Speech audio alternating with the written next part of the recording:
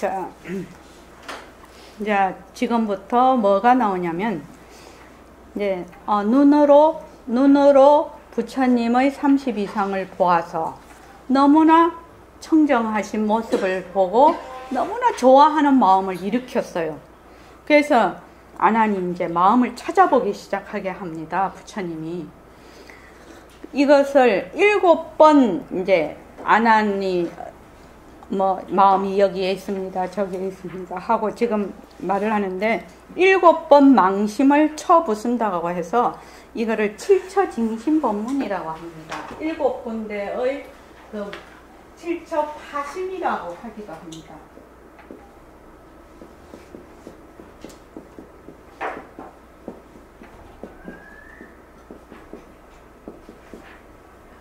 이게 진짜 이거 맞지?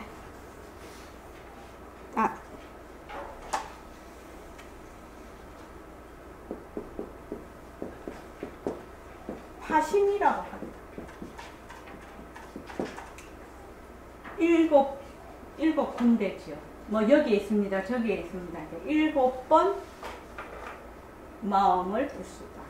7번 마음을, 이것도 부수다라는 뜻입니다. 지금도. 그래서 아난존자가 자기가 생각할 수 있는 모든 것을 다 말을 합니다. 마음이 어디에 있는지. 그래서 이제 부처님께서 아난에게 말씀하셨다. 내가 말한 바와 같아서 보고 좋아하는 것은 눈과 마음으로 말미암은 것이다. 그러하니 만일에 마음과 눈이 있는 것을 알지 못하면 진로, 이것이 곧 번뇌입니다. 진로가 번뇌입니다. 번뇌. 다른 말로 하면 망상과 같지요. 진로를 능히 항복받지 못할 것이다. 비유하면 나라의 임금이 적의 침략을 받아 즉시 군대를 동원하여 적을 토벌하려 할 때에 마땅히 적이 있는 곳을 먼저 알아야 하는 것과 같다. 지금 너로 하여금 윤회하게 하는 것은 너희 눈과 마음이 보고 좋아하는 탓이다. 내가 지금 너에게 묻겠다. 너희 눈과 마음이 현재 어디 있느냐? 이렇게 물었어.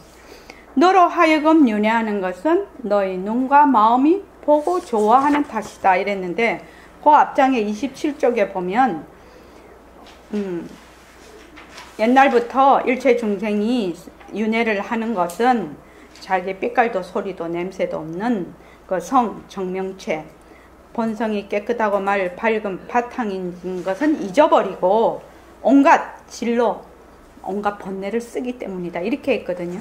그러니까 그 번뇌가 일어나는 것이 네 눈으로 보고 마음으로 좋아하는 걸 일으켰으니까 눈과 마음이 있는 곳이 어디 있는지를 네가 알아야 그곳에 가서 그걸 쳐부수지 않겠느냐. 그러니까 옛날 임금이 적을 토벌할 때에 적이 어디에 있는 것을 알아야 거기 가서 적을 토벌하지, 이 비유로 지금 말씀을 하셨습니다. 자, 저기 공덕장 보살님 그 밑에 좀 읽어주십시오. 진로는 번뇌의 다른 명칭인데 진은 육진이고 노는 피로이니 바깥의 육진 경계를 상대하여 피로하게 일어나는 번뇌를 말합니다. 육진 경계를 색성향 미촉법을 바깥이라고 했어요. 그러니까 아는 뭐가 돼요? 내가 돼. 내가. 그지요? 내가 돼요. 그래서 색성향 미촉법을 보고 그 모습을 보고 모습이 자체성이 없고 변하고 헛것이고 머물 수 없는 것임을 모르고 모습이 진짜 있다. 모습이 항상하다. 모습이 진짜다. 모습에 머물 수 있다라고 생각을 해서 쫓아다녀. 그렇게 해서 그것이 좋다, 나쁘다, 있다, 없다, 막 이런 생각을 일으킨단 말이죠. 이것이 피로하다는 뜻으로 이제 지금 그러니까 우리가 말하는 피로하다 이런 말도 되지만 다른 것을 보고 막 계속 일으키는 것을 의미합니다. 피로하다는 말이 많이 나옵니다. 자, 마음은 첫째, 이제, 그러면,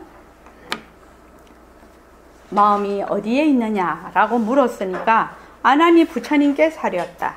세존이시여, 일체세간의 10가지 이생들의 아는 마음인 식심, 아는 마음, 식심은 모두 몸속에 있습니다. 부처님의 푸른 연꽃 같은 눈은 부처님 얼굴에 있고 저희 눈은 제 얼굴에 있습니다. 이와 같이 아는 마음인 식심은 몸 안에 있습니다.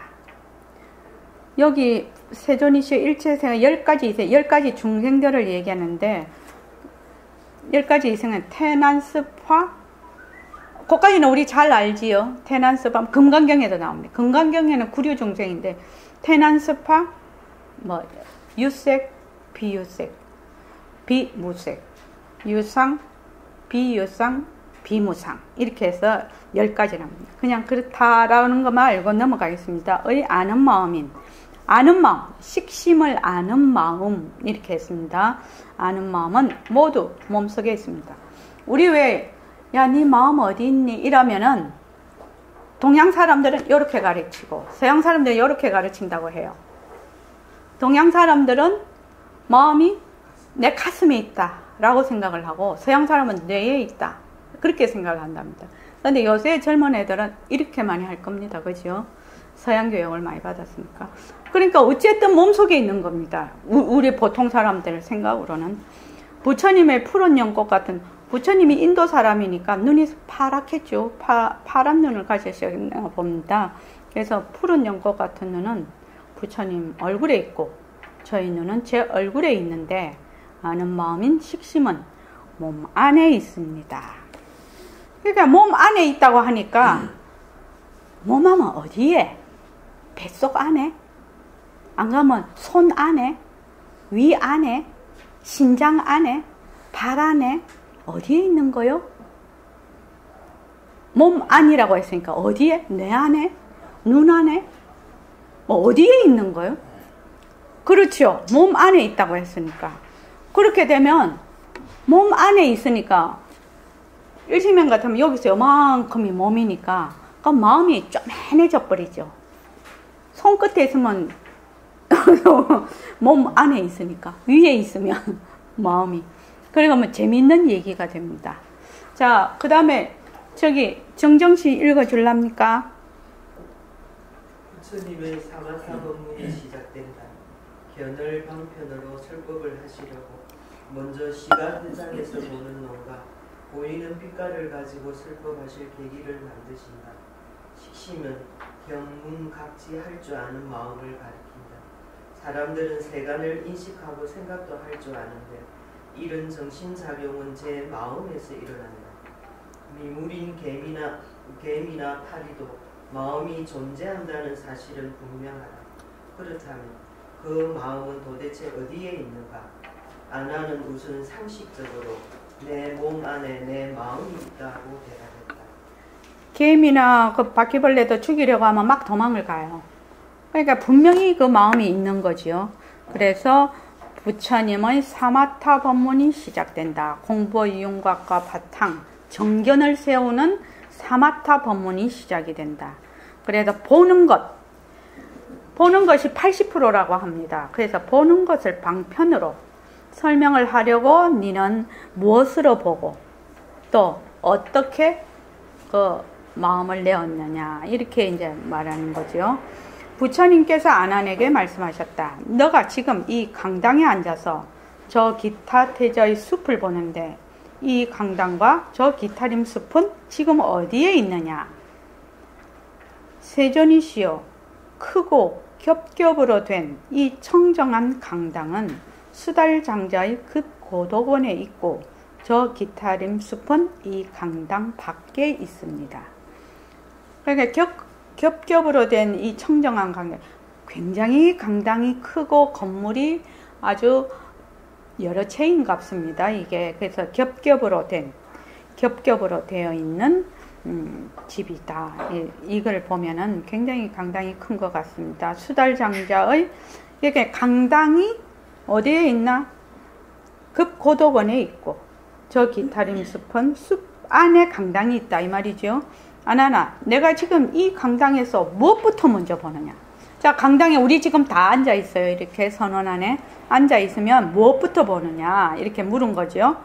세존이시여, 제가 이 강당 안에서 먼저 부처님을 보고 그 다음 대중들을 보고 그리고 바깥을 바라보면 저 숲과 정원을 보게 됩니다.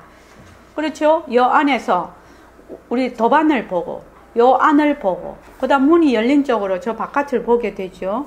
아나나, 내가 숲과 정원을 보는데 어떻게 보느냐? 세존이시여, 이 대강당의 문이 활짝 열려 있어서 제가 강당 안에 앉아 있으면서도 멀리 바라보게 됩니다. 그러니까 문이 활짝 열려 있기 때문에 보인다 이 말입니다. 지금 부처님께서 아난에게 말씀하셨다. 내가 말한 바와 같이 몸이 강당 안에 있으면서도 문이 활짝 열려 있기 때문에 멀리 숲과 정원을 바라본다고 한다면 어떤 사람이 이 강당 안에 있으면서도 열에는 못 보고 강당 밖을 보는 수가 있겠느냐? 강당 안에 있으면서 열애하고 이 안을 못 보고 밖을 볼 수 있겠느냐? 이렇게 묻는 겁니다. 아난이 대답하였다. 세존이시여, 강당 안에 있으면서 부처님을 못 보고 숲과 샘물만 본다는 것은 있을 수 없습니다. 아나나, 너도 또한 이와 같다.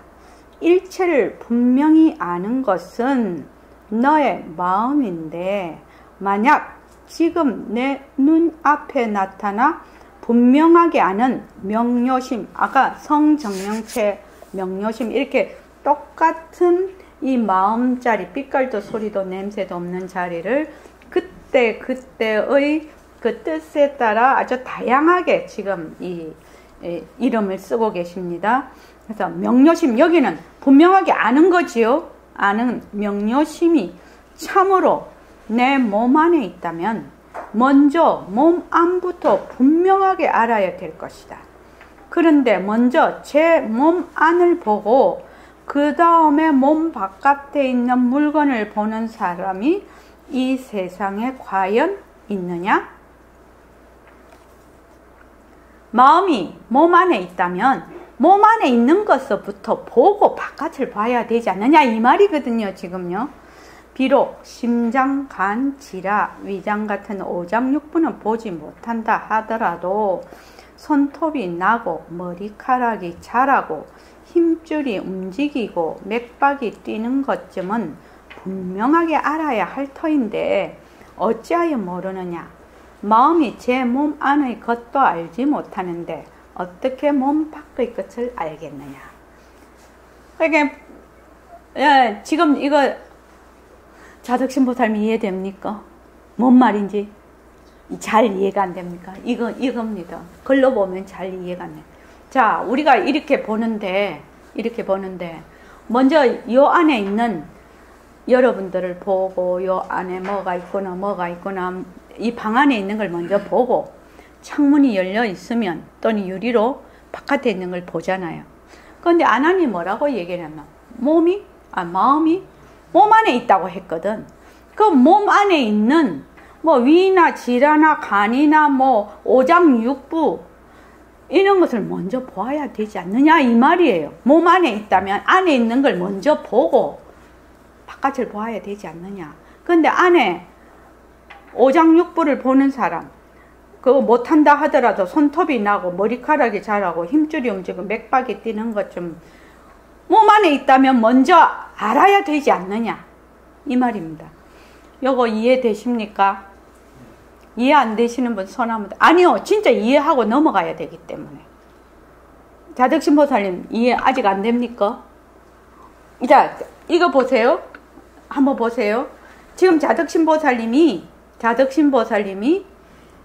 지금 요 안에 있는 자덕신보살님 요 안에 있잖아요. 지금 안에 있으니까 요 안에 있는 사람들 다 보지요. 또 무슨 물건이 있는가 다 보지요. 그런데 그 다음에 문이 열려있으면 저 바깥 이거 열어버리면 저 바깥에 것도 보이겠지요. 그런데 아난 존자가 뭐라고 했냐면 마음이 몸 안에 있다 했거든. 마음이라는 것은 식심이라 아는 마음이거든. 그럼 몸 안에 있는 것을 먼저 알고 바깥을 보아야 되지 않느냐 이 말입니다. 몸 안에 있는 걸 먼저 알아야 되지 않느냐. 자, 넘어갈게요. 그래서 부처님께서 어떻게 보면 좀 황당한 비유지요. 비유기나 해도 이해를 시키기 위해서 지금 그 말입니다. 마음이 몸 안에 있다면 몸 안에 있는 것을 다 보고 그 다음에 바깥을 보아야 눈을 문이라고 생각하는 거죠. 눈을 통해서 보아야 되는데 어떻게 해서 몸 안에 있는 사람들은 몸 안에 있는 간이나 오장육부뿐만 아니라 심장이 뛰고 하는 걸 못 보느냐 이 말이거든. 몸 안에 있다면. 자, 그 다음에 저기 등광보살님 좀 읽어주실까요? 아니 흔히 금강경은 흔히 금강경이 아니라 명음경. 흔히 명암경은 팔만대장경을 축소하느라고 한다. 불과 10번인데 불교 천리와 수행을 모두 함축하고 있으니 불경 중에서 가장 어려운 경이다. 그래서 일반인의 상식으로 납득이 되지 않는 부분이 많이 나온다. 마음이 몸 안에 있다면 몸 안에 있는 오장 육부를 먼저 보고 몸 밖을 보아야 한다는 이 문장도 상식적으로는 이해가 안 간다. 우리는 본다는 작용이 얼굴에 있는 눈이란 신체 기관을 통해서 시신경과 두뇌가 작동해야만 가능하다고 알고 있다.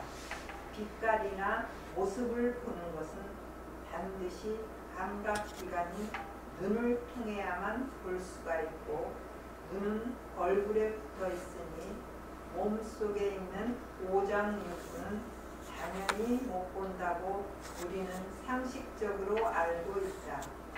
따라서 지금 이 사제반의 문답을 보고 상식 밖의 이야기라고 유면할 사람도 있을 수 있다. 그러나 어리석은 이야기라고 속단하지 말고 계속해서 부처님의 설명을 끝까지 경청해 볼 필요가 있다. 우리가 본다 이런 말을 쓸 때는 눈으로 본다 할 때도 있지만 마음으로 안다고 하는 것도 본다라는 말을 쓰거든요. 마음으로 알 때도 본다. 그러니까 요 뒤에도 나오겠지만 꿈을 꿀 때는 눈을 감고 있어도 보거든요. 눈으로 안 보거든요. 무엇으로 보나? 생각으로 보거든요. 그러니까 우리가 여기서 지금 앉아서 가만히 앉아서 우리 집을 한번 생각을 해보자 말이죠. 그럼 집을 한번 가만히 생각을 해보면 그냥 집을 다 볼 수가 있어요. 그렇죠? 마음으로 집이 싹 떠올라요. 그러면 우리가 보는 것이거든요, 그게. 그런데 눈으로 보는 게 아니거든, 그거는. 뭘로 본다? 마음으로 보는 것이거든. 그래서 이제 지금 안한존자하고 부처님하고 조금 이 질문과 대답이 약간 차이가 있을 수가 있는데 그 다음에 나옵니다. 자, 안한이 말하였다. 보는 것은 눈입니다. 마음으로 아는 것과 눈으로 보는 것은 서로 다릅니다. 안한존자가 이렇게 말해요. 보는 거는 눈으로 보는 건데 부처님은 지금 마음으로 보는 걸 말하지 않느냐 이 말이죠. 그래서 보는 것은 눈입니다. 마음으로 아는 것과 눈으로 보는 것은 서로 다릅니다. 따라서 마음으로 아는 것을 본다고 표현하시는 것은 옳지 않습니다. 그렇게 얘기할 수 있지요? 부처님께서 말씀하셨다. 만약에 눈이 능히 본다면 너가 방 안에 있을 적에 문이 능히 보아야 할 텐데 사실은 그렇지 않다. 여기서 문이라는 것은 눈으로 비유를 했습니다. 그러니까 너가 방 안에 있다는 거다. 네가 몸속에 있을 때 눈을 통해서 본다 이 말이거든요. 그러니까 다른 말로 하면 네가 방 안에 있을 때 문을 문이 능히 보여야 있을 적에 문이 능히 보아야 할 것인데 사실은 그렇지 않다는 거죠. 그리고 금방 죽은 사람도 눈은 상하지 않았으니 응당 물건을 보아야 할 것이다. 만약 죽은 사람이 능히 물건을 본다면 어찌 죽었다고 하겠느냐. 왜? 눈 뜨고 죽는 사람도 많아요. 근데 죽은 사람이 눈 뜨고 있다고 해서 보나요? 볼까요? 만약 본다고 하면은 죽었다고 안 하겠죠. 그래서 눈 뜨고 있어도 못 봐요. 그 눈이요. 눈에 뭐가 없다? 자체성이 없다. 눈은 자체성이 없다. 그래서 눈은 하나의 기관이다. 그래서 눈을 다른 사람이 한테 이식을 하면 그 사람한테 가서 또 잘 기관에 운영이 되죠. 눈이 자체성이 없기 때문에 지금 이제 안한존자께서는 눈은 보고 마음으로 안다고 하는데 눈이 본다고 생각을 하는 거죠. 눈이 부처님께서 늘 눈에는 자체성이 없다, 눈에는 성품이 없다라고 늘 말씀을 하셨지만 안한존자는 그게 들어오지 않았던 거죠. 말로 하자면은. 그래서 눈을 만약에 죽은 사람이 능히 물건을 본다 어찌 죽었다고 하겠는가. 눈이 보는 것이 아니다. 우리 버전으로 말하면 눈은 뭐다? 무정물이다. 눈은 자체성이 없다. 눈이 보는 것이 아니다. 우리 이 모습 공식에 해놨죠. 요 밑에 여기 지금 자료에. 그래서 눈은 자체성이 없다. 눈은 무정물이다. 눈이 보는 것이 아니다. 뭘로 보냐? 보는 성품으로 본다는 거예요. 빛깔도 소리도 냄새도 없는 그 성품짜리로 본다는 거예요. 근데 이 점이 굉장히 어려운 점이라. 보통 사람이 이해가 안 되는 점이라. 그래서 철저하게 몸뚱이가 자체성이 없고 변하고 헛것이고 머물 수 없다는 걸 철저하게 알아야 되는 대목이에요. 이 대목. 여기서부터 알아야 돼요. 그래서 이제 요새는 의학이 발달이 돼서 몸뚱이는 수조로 100조라고 되어 있더만요. 100조의 세포로 되어 있어서 1초에 30만 개가 아니라 수천만 개가 변한다고 합니다. 그러니까 잠시도 쉬지 않고 변해, 이 몸이. 그럼 눈도 뭘로 되어 있어요? 세포로 되어 있어요. 잠시도 쉬지 않고 변해요.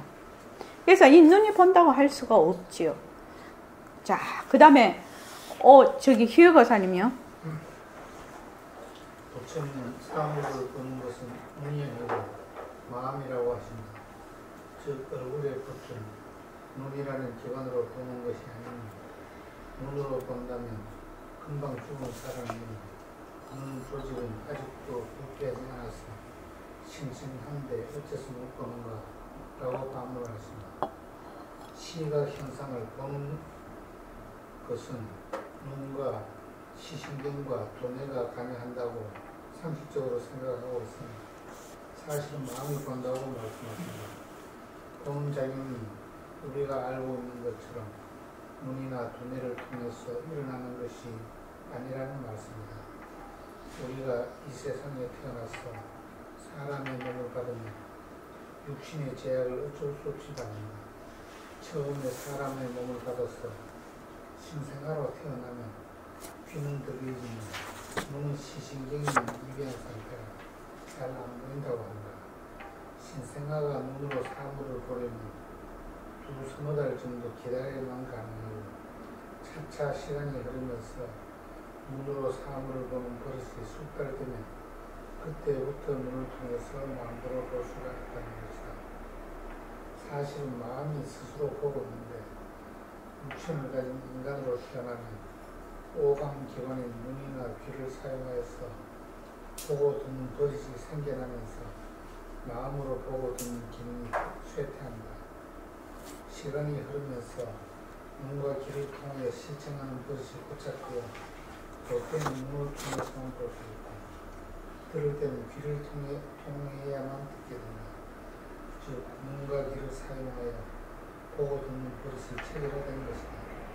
그래서 깨어있는 동안에는 이 버릇에 젖어서 생활하다 보니 눈과 귀로 경륜한다고 느끼게 되고 그리하여 눈은 빛깔을 비추어주는 시각기관이다. 그 빛깔을 인식하는 것은 마음이라는 진실을 말하고 예. 그러니까 눈에 비치기는 하지만 눈은 자체 지혜가 없어서 볼 수가 없어. 그 보는 자리는 빛깔도 소리도 냄새도 없는 자리다. 우리는 지금 이렇게 배우고 있습니다. 그지요? 그래서 그 다음에요. 저기 안영수 거사님. 그런데 마음이 육체의 구속을 일시적으로 벗어나는 꿈속에는 눈이나 귀가 없어도 마음이 직접 보고 듣고 하지만 우리는 그것은 꿈속이니 진짜가 아니고 그것이라고 하여 마음이 견문한다는 사실을 부정하고 합니다. 잠이 들어서 꿈을 꿀 때에는 분명히 눈을 감고 있어서 외부의 물체를 볼 수가 없는데도 그 꿈속에서 인물과 주위 배경이 등장하고 그 가운데 내가 있고 남도 있어서 모든 상황을 내가 다 본다. 보고 듣기만 하는 것이 아니고 말도 하고 생각도 하면서 생시처럼 행동한다. 이처럼 꿈속에서는 분명히 얼굴 위에 붙어있는 눈과 귀를 통하여 보고 듣는 것이 아니다. 꿈을 꾸는 주인공인 몽상이라는 마음이 스스로 시청각 현상을 연출하면서 동시에 스스로가 보기도 하고 듣기도 하는 것이다. 즉 꿈속에서는 몽상이라는 마음이 보고 듣는 것이지 눈과 귀가 보고 듣는 것은 아니다. 버릇인 습기를 설명하는 비유를 하나 생각해보자. 자동차를 운전하다 보면 차 안에서는 머리 위의 하늘이나 발 밑의 땅을 눈으로 볼 수 없다. 그저 운전에 필요한 전후방이나 좌우만 유리문이나 백밀러를 통하여서 내다볼 수가 있다. 운전 중에는 유리나 거울을 통하여 보는 것이 습관이 되어 운전자의 시계는 차의 구조에 따라 제약을 받는 것이다. 그러나 운전자의 눈이 원래 상하를 못 보는 것은 아니다. 차에서 내리면 금방 상하를 볼 수가 있다. 그러나 차 안에 있을 적에는 창문이나 거울을 통해서만 내다볼 수가 있다. 우리가 눈을 통해서 보는 버릇이 고착되면 마음으로 보는 줄을 깜빡 잊어버리는 것도 마치 이와 같다. 네. 그러니까 우리가 이제 그 부처님 제자 중에서 아나율이죠. 아나율 전자지요. 아나율 전자가 맨날 졸고 그런다고 부처님께 야단을 맞았어요. 그러니까 아나율 전자가 자기 눈을 찔러서 장님이 됐어요. 장님이 됐는데도 불구하고 거침없이 보았다는 거죠. 그것을. 그러니까 이제 그때는 이 눈으로 보는 것이 아니라 마음으로 보는 거죠. 그러니까 성품, 본래 보는 그 성품짜리로. 그래서 여기서 지금 적어 놓은 것과 같이 우리는 늘 저번에 저희가 TV에 이런 걸 봤거든요. 어린 고양이가 딱 태어났어요. 그래가지고 한쪽 눈을 딱 막아버렸어요. 한쪽 눈을. 막아서 3개월이 지났어. 3개월이 지나고 나니까 요 눈은 보는데 이 눈은 빼도 못 보는 거예요. 이 눈은 시신경이 이제 그 세포가 이제 발달이 되고 해서 이제 볼 수가 있는데 요거는 시신경이 발달이 안 된 거예요. 그래서 아예 못 봐요. 그런 걸 본 적이 그 TV에서 직접 실험을 그게 해서 나왔었어요. 그때 그 유명한 그거던데. 그러니까 도대체 눈으로 보는 것이냐 이 말이죠. 눈이 처음에 태어났을 때는 여기서 말하는 것 같이 기관이 아주 엉성해. 그래서 제일 먼저 왜 죽을 때도 귀가 끝까지 듣고 날 때도 귀는 먼저 듣지만 눈은 이게 잘 안 보인다고 해요. 이 사물이. 근데 이제 계속 이제 자라면서 이게 이제 발달이 되면 시신경이 발달이 되고 하면서 보인다고 하는데 처음부터 난 애를 난 고양이를 사람에게 적합되는 거는 그거는 잘 모르겠는데 사람한테 그러면 안 되잖아요. 나중에 고양이 딱 실험을 했는데 고양이가 전혀 못 보는 눈을 3개월이 지난 뒤에 떼놔도 못 보는 거예요. 그래서 눈이 과연 보는 것이냐? 그렇죠. 눈이 보는 것이 하나의 기관이라는 거죠. 눈에 비치는 역할은 하되 보는 것은 뭐다? 보는 성품이다. 그래서 지금 이제 여기서 얘기하는 거지. 여기 참 꿈 얘기하고 이거 자동차 이 얘기. 꿈에서는 우리가 지금도 마찬가지예요. 낮에도 이렇게 앉아서 눈 감고 이렇게 하면은 우리가 보통 그런 훈련을 잘 안 하기 때문에 확실히 잘 안 나타나거든요. 그런데 바탕을 놔두자를 자꾸만 해요. 바탕을 놔두자를 우리가 앉았을 때 바탕을 놔두자 하든지 뭐 정근을 하든지 이렇게 자꾸만 해서 마음을 가라앉히면 무엇을 생각을 하면 굉장히 선명하게 나타나거든요. 그러니까 그걸 본단 말이에요. 선명하게 나타나는 걸 보아요. 보면 아주 총천연색이에요.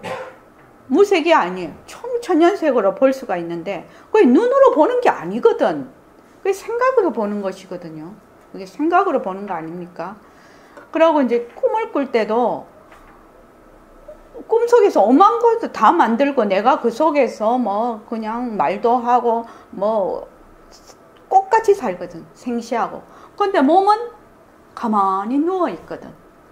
그래서 이것이 우리가 이게 깨어 있을 때는 이 몸이 내라고 해서 눈으로는 봐야 되고 귀로는 들어야 되고 이런 식으로 이미 너무나 고정된 조건 지어져 있어 버린 거예요. 고정된 그 관념으로 생각으로 조건이 지어져 있어서 잘 안 된다는 거예요.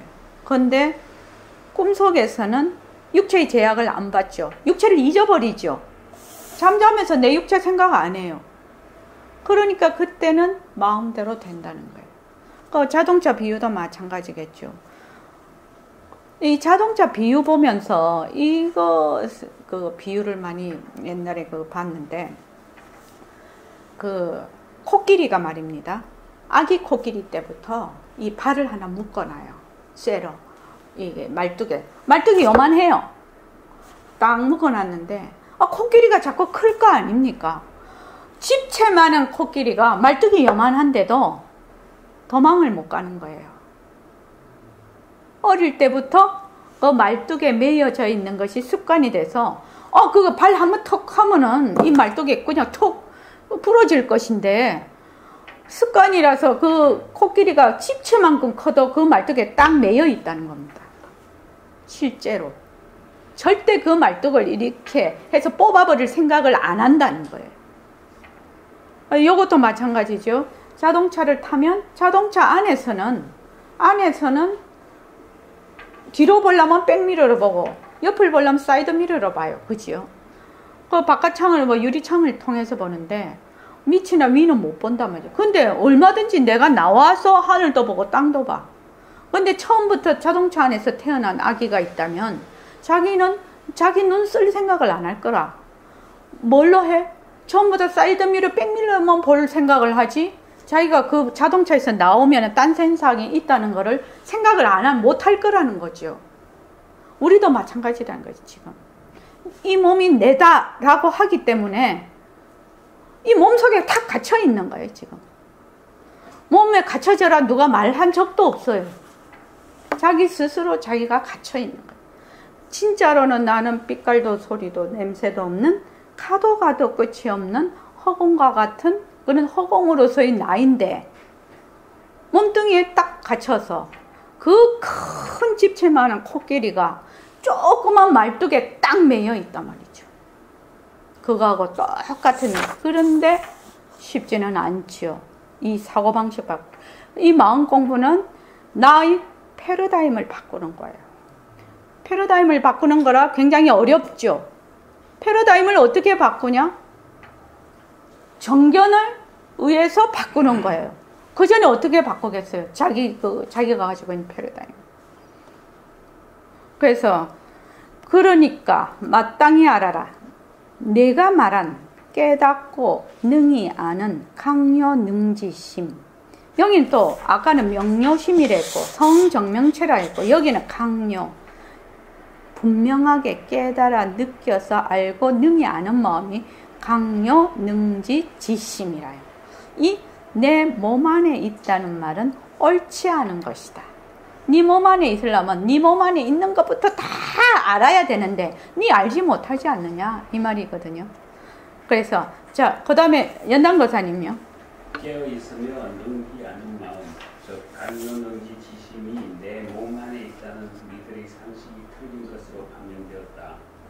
성경에는 이 마음이라는 단어가 자주 등장하는데 경우에 따라서 여러 개의 다른 명칭으로 마음을 가리키고 있다. 처음에 진심과 망상을 구별하면서 진심을 성질이 청정하고 분명한 바탕인 성정명체라고 표현했는데 앞에서는 그 마음을 일체를 분명하게 요지하는 놈이라고 일체명료라고 표현하였고 또 아는 마음인 식심이라고도 말하더니 지금은 깨어있으며 능히 아는 마음, 즉 강요능지지심이라고 부르고 있다. 이렇게 마음을 지칭하는 단어가 자꾸 바뀌는 이유는 마음의 특성을 여러 가지로 표현하면서 그 특징들을 자세하게 설명하시어 제자들이 마음을 분명하게 파악할 수 있도록 특별히 배려하신 때문이다. 이러한 높아심에서 마음을 다양하게 표현하고 설명하신 것이므로 번역에 가능한 한자를 그대로 표기하면서 그 앞에 설명하는 수식어를 중복하여 붙였다. 예. 그러니까 지금 앞에서는 성정명체, 제일 앞에 식심, 성정명체, 일체명료, 여기는 또 강요능지지심 이렇게 해서 각각 다르게 표현은 했지만 그 마음을 표현하는 이것이 단어는 다르지만 그 마음의 그 특성을 자꾸 표현하는 거지요. 우리로 말하면 빛깔도 소리도 냄새도 없는 자리, 그 다음 법신 자리, 허공으로 서인 나, 절대성 자리, 그죠? 또 누리의 주인공, 뭐 백범쌤 이런 식으로 아주 단어를 여러 가지를 쓴단 말이죠. 단어, 자, 허공으로 서인 나, 이 말은 뭐예요? 가도 끝이 없고 시공간이 끊어진 변할 것이 없는 바로 그 자리. 허공으로 서인 나면은 어디 너무나 이게 크고 큰 거지요. 이 말 자체가 시공간이 다 끊어진 자리니까. 그래서 그것처럼 이것도 아주 지금 뒤에 가면서 아주 단어를 여러 가지로 표현해서 나옵니다. 그래서 네가 말함 깨닫고 능히 아는 강요능지지심이 빛깔도 소리도 냄새도 없는 자리가 네 몸 안에 있다는 말은 옳지 않다. 네 몸 안에 마음이 있는 것이 아니다. 이 말입니다. 지금. 그래서 제일 첫 번째 7번째 중에서 첫 번째 몸 안에 마음이 있다는 것을 쳐부수었다. 첫 번째로. 이제 6번 남았죠? 예. 오늘 여기까지 하겠습니다.